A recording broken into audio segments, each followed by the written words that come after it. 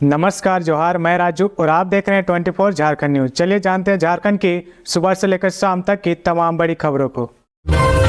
28 जनवरी को होने वाली जेएसएससी सीजीएल परीक्षा का केंद्र तय नहीं, फिर टलने की आशंका गहराई। जेएसएससी की सीजीएल परीक्षा पर संशय बना हुआ है। आयोग ने परीक्षा केंद्रों का निर्धारण नहीं कर पाने के बाद कार्मिक एवं प्रशासनिक सुधार विभाग से सहयोग मांगा है।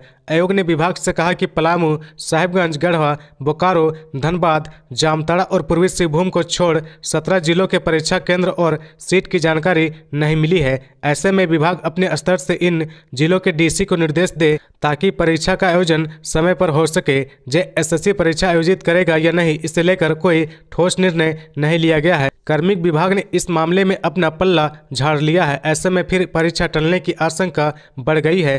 कार्मिक सचिव प्रवीण कुमार टोपो ने आयोग को कहा कि झारखंड कर्मचारी चयन आयोग संशोधन अधिनियम 2011 की धारा 6(2) के अनुसार आयोग को यह अधिकार है कि परीक्षा का संचालन खुद या बाहरी स्रोत के आंशिक या पूर्ण रूप से करा सके। इसलिए आयोग के पदाधिकारी संबंधित जिलों के डीसी व जिला शिक्षा पदाधिकारी से बात कर समस्या का निराकरण करे। झारखंड कर्मचारी चयन आयोग के सचिवालय सहायक सीजीएल की परीक्षा 28 जनवरी और 4 फरवरी को होगी। इस संबंध में जेएसएससी की ओर से पत्र जारी किया गया है। बता दें कि यह परीक्षा 3 पालियों में होगी।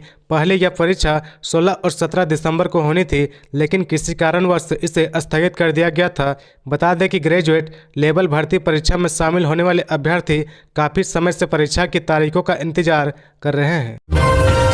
गिरिडीह में स्कूल वैन और ऑटो में सीधी टक्कर, घने कोहरे के कारण हुआ हादसा। गिरिडीह में एक स्कूल वैन और ऑटो में टक्कर हो गई। हादसा गिरिडीह बेंगाबाद मार्ग पर मंगलवार की सुबह को हुआ। बताया जा रहा है कि घने कोहरे के कारण दुर्घटना घटी है।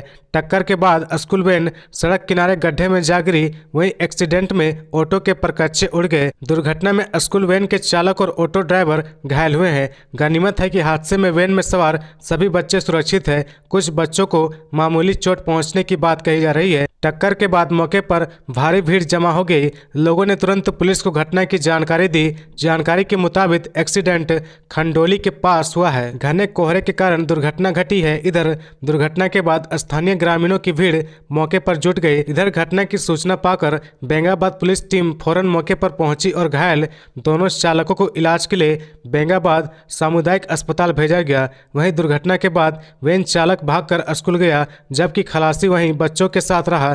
स्कूल मैनेजमेंट को सूचना मिलने के बाद दूसरी बस भेजी गई। घटना के संबंध में मिली जानकारी के अनुसार बेंगाबाद के बनहट्टी स्थित सलूजा गोल्ड इंटरनेशनल स्कूल की वैन बच्चों को लेकर स्कूल जा रही थी। इसी दौरान डोमा पहाड़ी मोड़ के पास घना कोहरा रहने के कारण वैन की टक्कर सामने से आ रहे ऑटो से हो गई।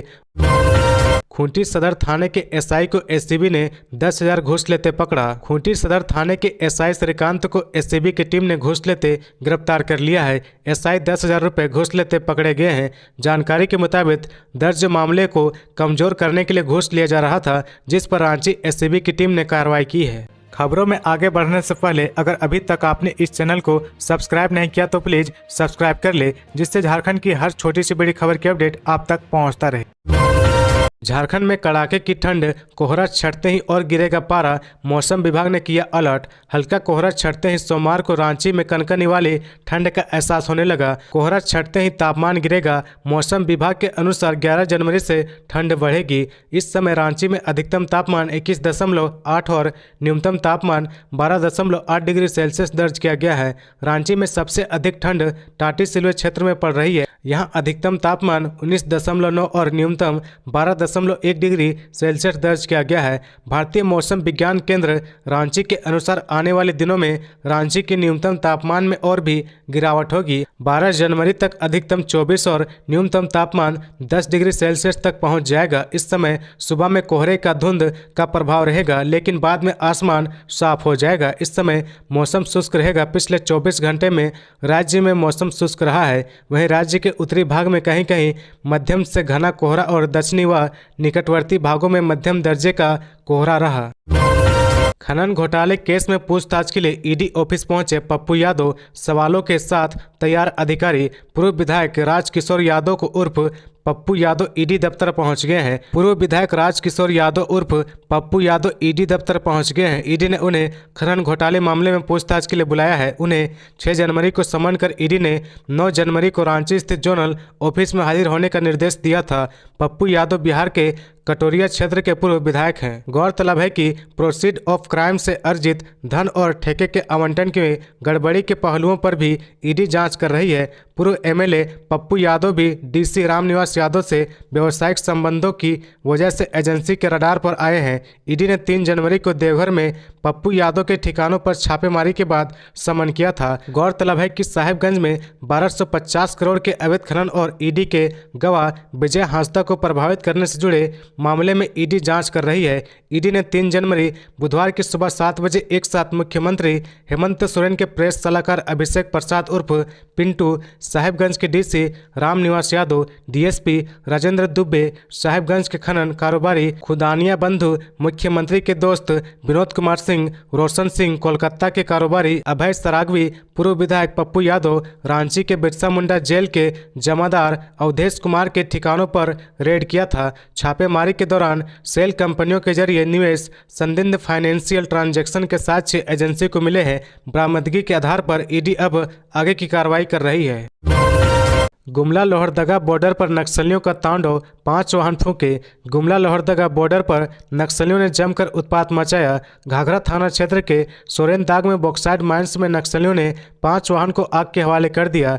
बताया जा रहा है कि सोमवार देर रात नक्सलियों ने पहले हिंडाल्को के प्रोजेक्ट पर बमबाजी की, फिर वहां काम कर रहे मजदूरों को डराया और धमकाया, फिर वहां खड़ी गाड़ियों में आग लगा दी। जानकारी मिलने के बाद पुलिस मौके पर पहुंची। पुलिस लगातार नक्सलियों की घेराबंदी करने में लगी हुई है। झारखंड कैबिनेट की बैठक आज। साल की पहली बैठक में कई महत्वपूर्ण प्रस्तावों पर लग सकती है मोहर। झारखंड कैबिनेट की इस साल की पहली बैठक आज होने वाली है। बैठक शाम 4 बजे से प्रोजेक्ट भवन में होगी। आज की बैठक में कई महत्वपूर्ण प्रस्तावों पर मोहर लग सकती है। उम्मीद जताई जा रही है कि आज रांची में हरमू फ्लाईओवर के निर्माण से संबंधित प्रस्ताव आ सकता है। वहीं रांची स्मार्ट सिटी में होटल ताज को भूमि आवंटित किए जाने का प्रस्ताव भी आएगा। बता दें कि हरमू फ्लाईओवर का निर्माण 487 करोड़ रुपए की लागत से होगा या 4 लेन होगा। फ्लाईओवर का निर्माण कांके रोड स्थित एससीबी कार्यालय राजभवन के पीछे से कराया जाएगा, जो रातू रोड चौराहा पर एलिवेटेड कॉरिडोर को ऊपर से पार करते हुए सहजानंद चौक तक जाएगा। स्मार्ट सिटी में ताज ग्रुप द्वारा 5 स्टार होटल का निर्माण किया जाएगा। नगर विकास विभाग द्वारा इससे संबंधित प्रस्ताव तैयार कर कैबिनेट के लिए भेजा गया है। बताया गया कि 5 एकड़ जमीन में होटल ताज का निर्माण होगा या एक 5 स्टार होटल होगा।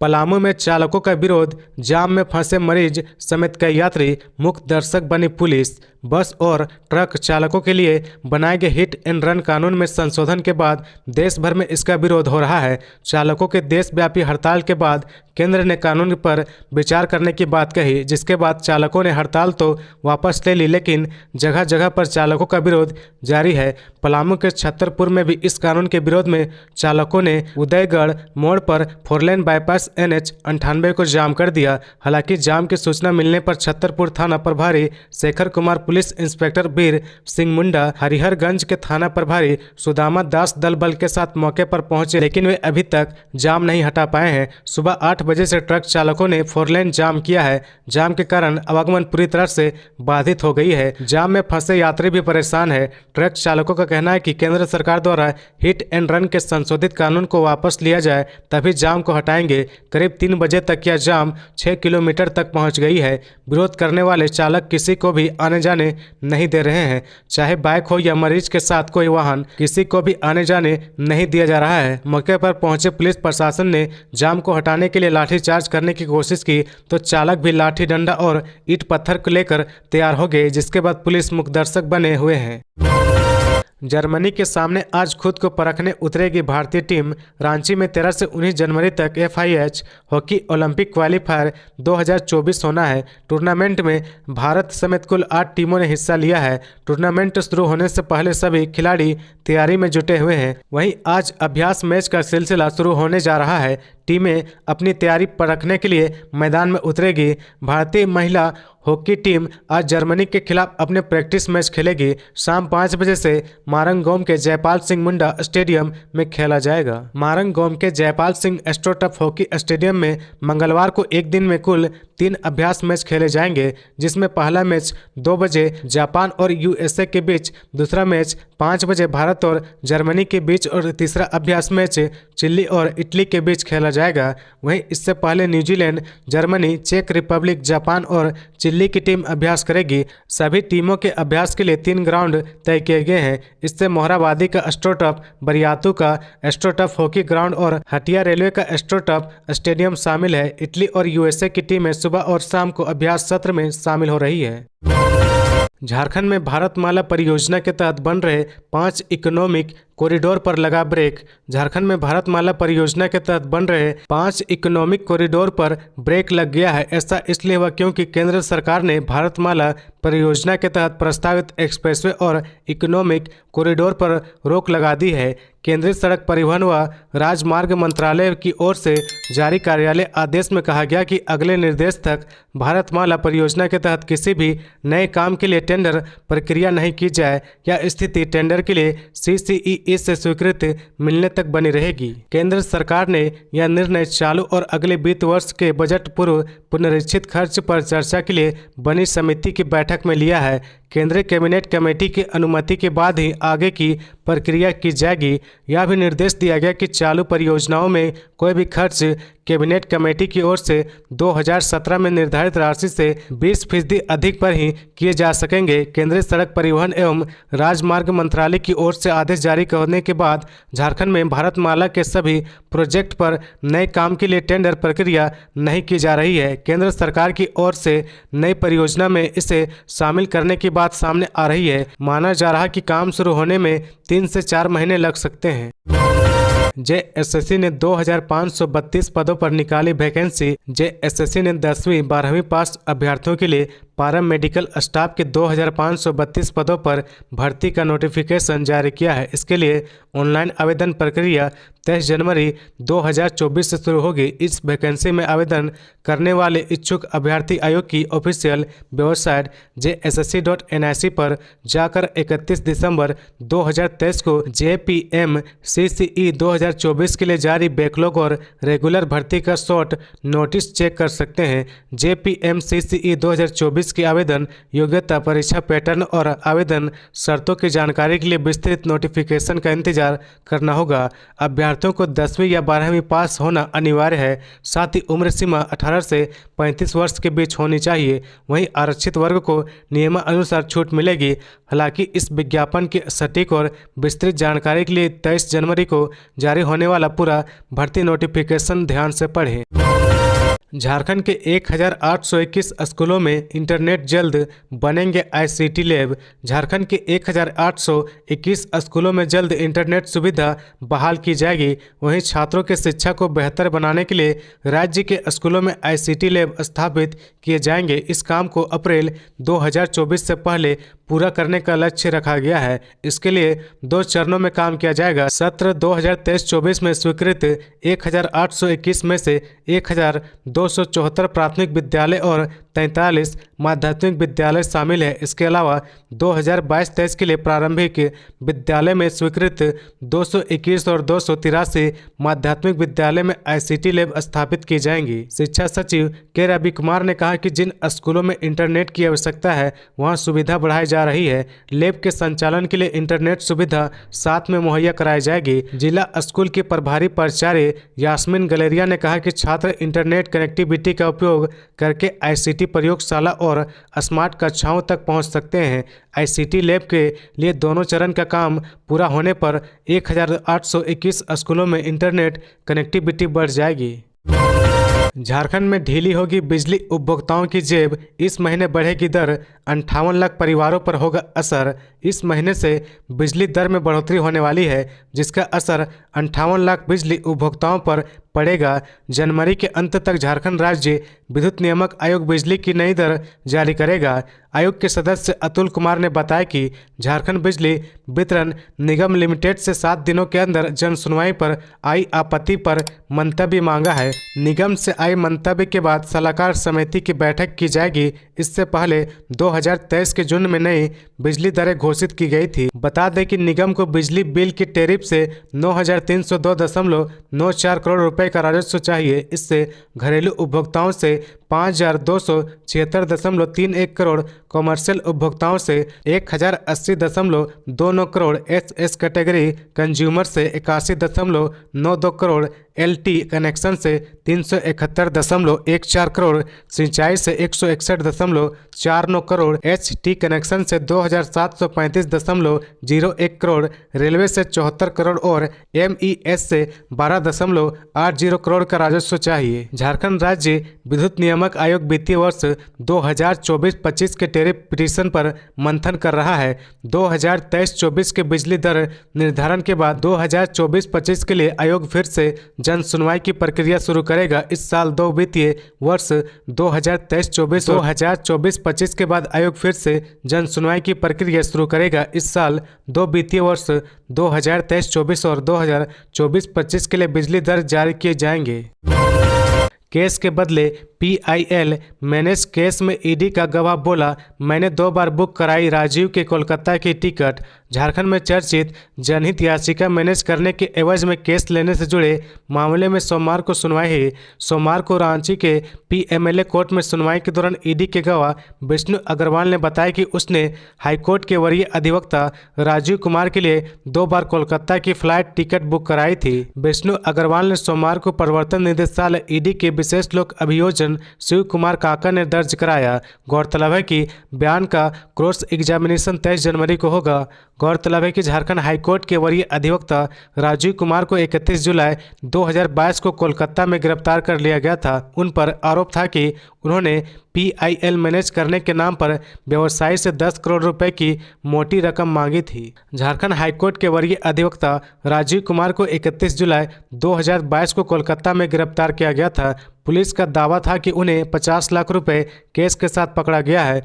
राजीव कुमार पर दरअसल यह आरोप लगा था कि उन्होंने PIL मैनेज करने के एवज में कोलकाता के कारोबारी अमित अग्रवाल से 10 करोड़ रुपए मांगे थे, लेकिन 1 करोड़ रुपए में फाइनल डील हुई थी। इसी की आधी रकम यानी 50 लाख रुपए लेने राजीव कोलकाता गए थे। राजीव कुमार के खिलाफ कोलकाता के हेयर स्ट्रीट थाने में शिकायत दर्ज कराई गई थी। कोलकाता के कारोबारी अमित अग्रवाल भी मामले में मनी लॉन्ड्रिंग के आरोपी है। कोलकाता के कारोबारी अमित अग्रवाल भी मामले में मनी लॉन्ड्रिंग के आरोपी हैं। इस केस के सिलसिले में ईडी ने झारखंड और पश्चिम बंगाल के कोलकाता में छापेमारी भी की थी।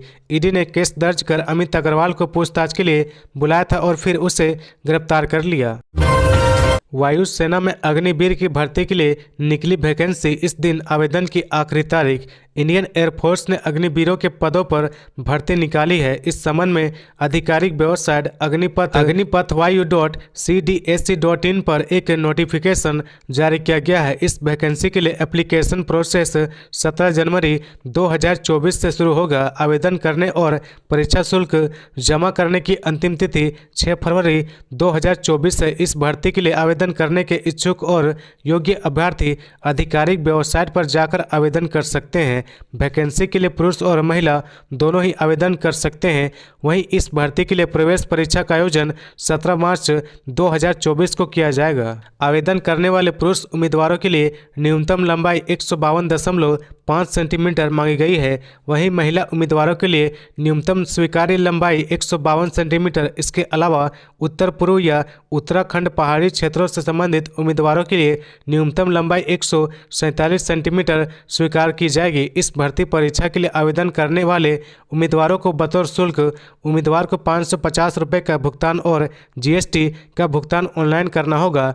फीस या भुगतान पेमेंट गेटवे के माध्यम से debit card, credit card, internet banking द्वारा किया जा सकता है।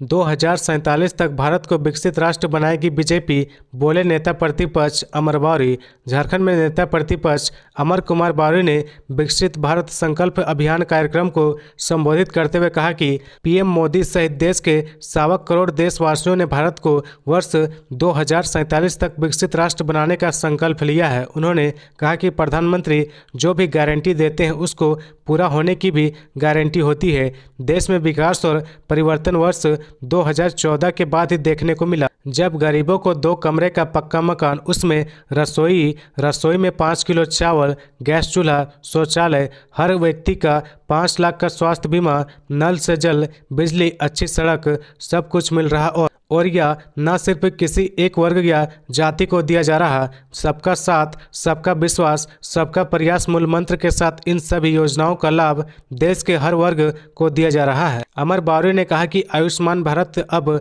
विश्व की सबसे बड़ी स्वास्थ्य बीमा बन गई है और यह सब कुछ संभव हुआ है प्रधानमंत्री नरेंद्र मोदी के दृढ़ संकल्प से। उन्होंने कहा कि 22 जनवरी 2024 को अयोध्या में रामलला अपने गर्भगृह में स्थापित हो रहे हैं। 5 वर्षों के लंबी लड़ाई के बाद आखिरकार 22 जनवरी 2024 को रामलला फिर से अपने भव्य मंदिर में स्थापित होंगे।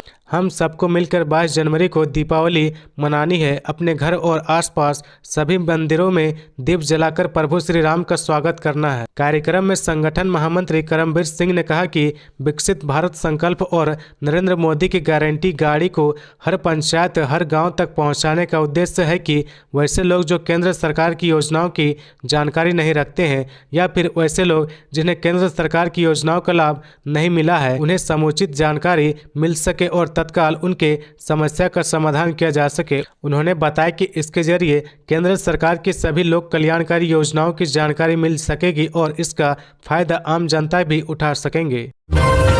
टेंडर हाट के विद्यार्थियों का परमहंस योगानंद योग चैंपियनशिप में एक तरफा कब्जा, जीते 8 पदक। परमहंस योगानंद जयंती महोत्सव पर योग चैंपियनशिप का आयोजन किया गया। इस चैंपियनशिप में रांची स्थित टेंडर हाट के विद्यार्थियों का तबादला देखने को मिला।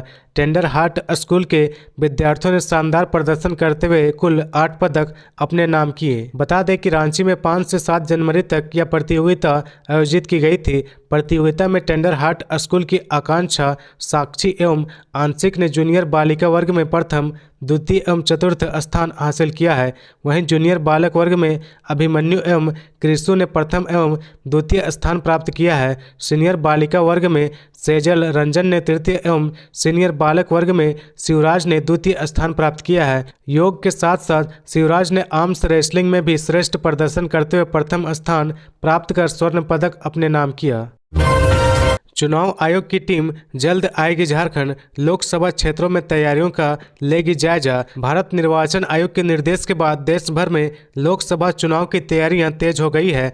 झारखंड के मुख्य निर्वाचन पदाधिकारी कार्यालय द्वारा निर्वाचन कार्यों से संबंधित विभिन्न प्रकोष्ठों के अधिकारियों को जहां प्रशिक्षण किया जा चुका है, वहीं यह प्रशिक्षण कार्यक्रम अब निचले स्तर पर आयोजित किया जा रहा है। मुख्य निर्वाचन पदाधिकारी के रवि कुमार ने बताया कि भारत निर्वाचन आयोग के निर्देशानुसार 10 जनवरी से 28 जनवरी तक राज्य में ईवीएम एवं वीवीपैट को लेकर जागरूकता अभियान चलाया जाएगा। सीईओ ने कहा कि हाल ही में कराए गए सर्वे में यह तथ्य सामने आया था कि आम लोगों में ईवीएम और वीवीपैट को लेकर जो जागरूकता का स्तर होना चाहिए वह अपेक्षा के अनुसार नहीं मिला। इसलिए उन्होंने राज्य के मतदाताओं के साथ साथ जनप्रतिनिधियों एवं राजनीतिक दलों के सदस्यों से भी अपील की है कि वे इस ईवीएम जागरूकता अभियान का न केवल व्यापक प्रचार प्रसार करें बल्कि सक्रिय सहभागिता भी निभाए। उन्होंने कहा कि उक्त जागरूकता कैंप सभी जिलों एवं सभी अनुमंडलों के स्तर पर आयोजित किए जाने हैं। इतना ही नहीं, हर जिले के सभी बूथों पर मोबाइल डेमोन्स्ट्रेशन वैन भी जाएगी। उन्होंने कहा कि इस अभियान के दौरान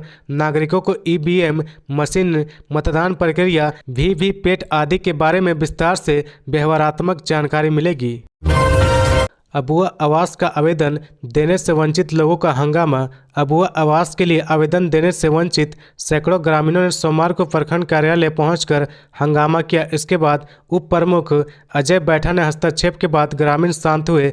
ग्रामीणों ने बीडीओ से आग्रह किया कि वंचित लोगों को पुनः शिविर लगाकर आवेदन लिया जाए। आवेदन करने से वंचित ग्रामीणों ने आरोप लगाया कि सरकार के कार्यक्रम की सही जानकारी नहीं होने के कारण वे लोग आवेदन जमा नहीं कर सके। वहीं अपनी अपनी पंचायत में आयोजित शिविर में अबुआ आवास के लिए आवेदन जमा करने के बाद भी प्रखंड कार्यालय से प्राप्त आवेदन का मैसेज नहीं मिला है, जबकि दर्जनों आवेदकों के मोबाइल पर प्राप्त आवेदन का मैसेज मिलने के बाद भी उनका नाम अबुआ आवास की सूची में अंकित नहीं है। तो ये थी आज की झारखंड की टॉप बड़ी खबरें। इसी तरह झारखंड की हर छोटी सी बड़ी खबर देखने के लिए आप हमारे चैनल 24 झारखंड न्यूज को सब्सक्राइब करके बेल आइकन प्रेस कर ले, जिससे झारखंड की हर छोटी सी बड़ी खबर की अपडेट आप तक पहुंचता रहे। तो आज के लिए बस इतना ही, हमें दीजिए इजाजत, फिर मिलते हैं नेक्स्ट न्यूज में।